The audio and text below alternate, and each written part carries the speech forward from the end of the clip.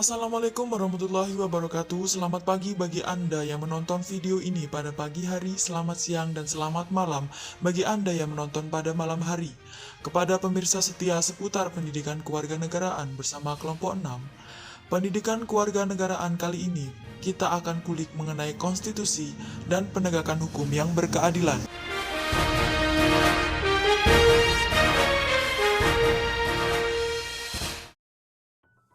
Indonesia adalah negara hukum, artinya negara yang semua penyelenggaraan pemerintahan dan kenegaraan serta kemasyarakatannya berdasarkan atas hukum, bukan didasarkan atas kekuasaan belaka.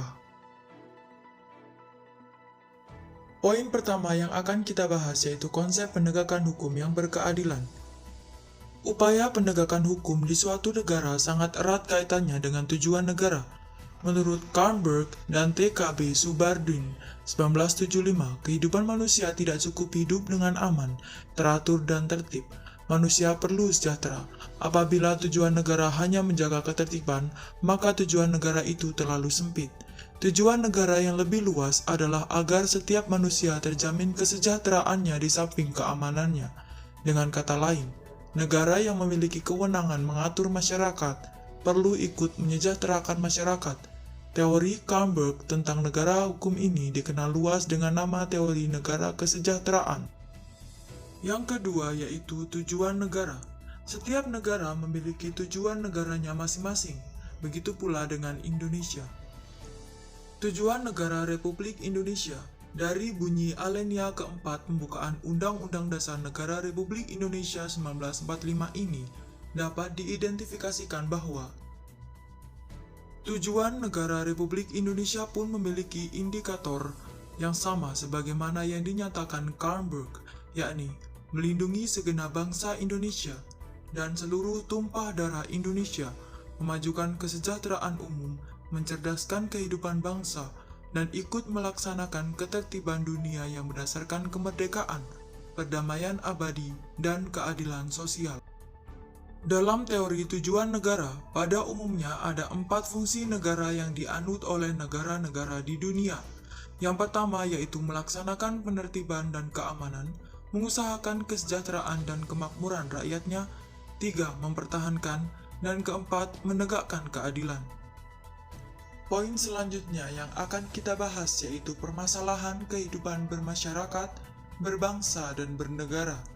Beberapa di antaranya yang terkait dengan masalah penegakan hukum adalah perilaku warga negara khususnya oknum aparatur negara, banyak yang belum baik dan terpuji.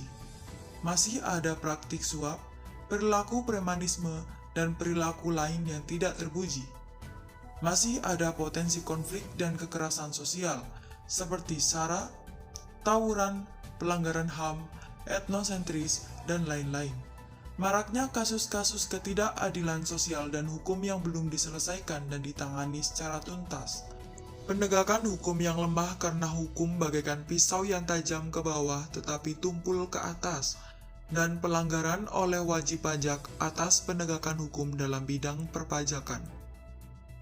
Problematika penegakan hukum yang berkeadilan di Indonesia sejak awal peradaban manusia. Masalah keadilan merupakan masalah yang selalu dituntutkan.